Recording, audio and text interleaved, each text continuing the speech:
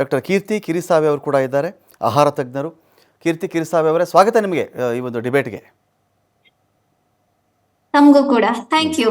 Okay, Anjanappa sir, ನಿಮಗೂ ಸ್ವಾಗತ. ಕೇಳಿಸ್ತಾ ಇದೆಯಲ್ಲ ಗೊತ್ತಿಲ್ಲ ನನಗೆ. ನಮಸ್ಕಾರ, ಕೇಳಿಸ್ತಾ ಇದೆ. Thank you.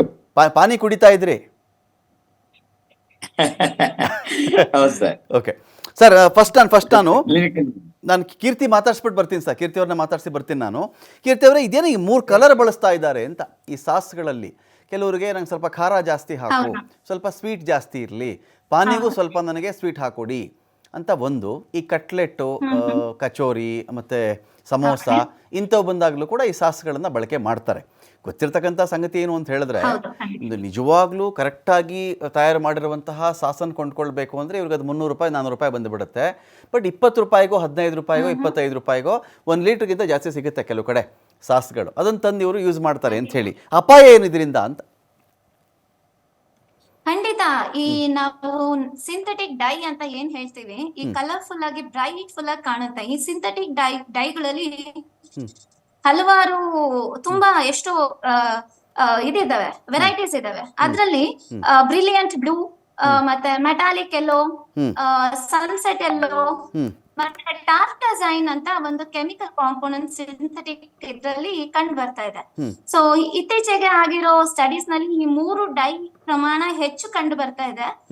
ಎಲ್ಲಿ ಅಂತ ಅಂದ್ರೆ, ಈ ಪಾನಿಪುರಿನಲ್ಲಿ ಕಟ್ಟಾ ಮೀಠಾ ಸಾಸಸ್ ಇದೆಯಲ್ಲ, ಆ ಕಟ್ಟಾ ಮೀಠಾ ಸಾಸಸ್ ಮತ್ತೆ ನೀವ್ ಹೇಳ್ದಂಗೆ ಕಟ್ಲೆಟ್, ಕಬಾಬ್ ಇಂಥದ್ರಲ್ಲಿ ಯಾವ್ದು ಕಣ್ಣಿಗೆ ತುಂಬಾ ಅಟ್ರಾಕ್ಟಿವ್ ಆಗಿ ಕಾಣುತ್ತೋ ಅದ್ರಲ್ಲಿ ಪ್ರಮಾಣನ ಹೆಚ್ಚಾಗಿ ಬಳಸ್ತಾ ಇದ್ದಾರೆ ಅನ್ನೋದು ಒಂದು ಆಪಾದನೆ ಇದೆ.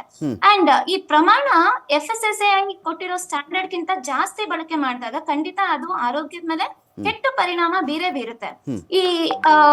ಈ ಟಾರ್ಟಜೈನ್ ಅನ್ನೋದು ಏನದು ಸಿಂಥೆಟಿಕ್ ಡೈ ಇದೆ, ಅದು ಮನುಷ್ಯನ ನರಗಳ ಮೇಲೆ ಕೆಟ್ಟ ಪರಿಣಾಮ ಬೀರುತ್ತೆ.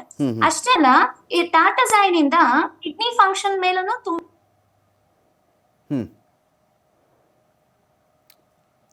ನಾನು ನಿಮ್ಮನ್ನ ಮತ್ತೆ ಮಾತಾಡಿಸ್ತೀನಿ. ಓಕೆ.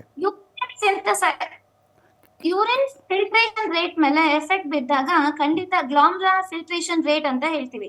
ಯೂರಿನ್ ಉತ್ಪತ್ತಿ ಆಗೋ ಪ್ರಮಾಣದಲ್ಲಿ ಏರಿಳಿತ ಆದಾಗ ಕಿಡ್ನಿ ಮೇಲೆ ಕೆಟ್ಟ ದುಷ್ಪರಿಣಾಮ ಬಿದ್ದು ಕಿಡ್ನಿ ಹಾಳಾಗೋ ಚಾನ್ಸಸ್ ಹೆಚ್ಚು ಬರುತ್ತೆ. ಅಷ್ಟೇ ಅಲ್ಲ, ಇದರಲ್ಲಿ ಉಪ್ಪಿನಂಶ ಜಾಸ್ತಿ ಇರೋದ್ರಿಂದ ಹೈಪರ್ ಟೆನ್ಷನ್, ಬ್ಲಡ್ ಪ್ರೆಷರ್ ಏರುತ್ತೆ. ಬ್ಲಡ್ ಪ್ರೆಷರ್ ಏರಿದಾಗ ಖಂಡಿತವಾಗೂ ಕಿಡ್ನಿ ಡ್ಯಾಮೇಜಸ್ಗೆ ಸಾಧ್ಯತೆಗಳು ಹೆಚ್ಚಾಗಿ ಬರುತ್ತೆ.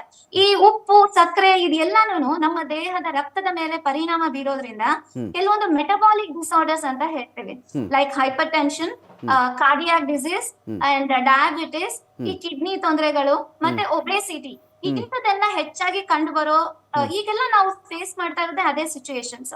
ಚಿಕ್ಕ ಮಕ್ಕಳಲ್ಲಿ ಆಗಿರ್ಬೋದು ಒಬೆಸಿಟಿ ಪ್ರಮಾಣ ಜಾಸ್ತಿ ಆಗ್ತಾ ಇದೆ. ಸೊ ಒಬೆಸಿಟಿಯಿಂದ ಮಕ್ಕಳು ಲೈಫ್ ಸ್ಟೈಲ್ ಚೇಂಜ್ ಆಗ್ತಾ ಇದೆ.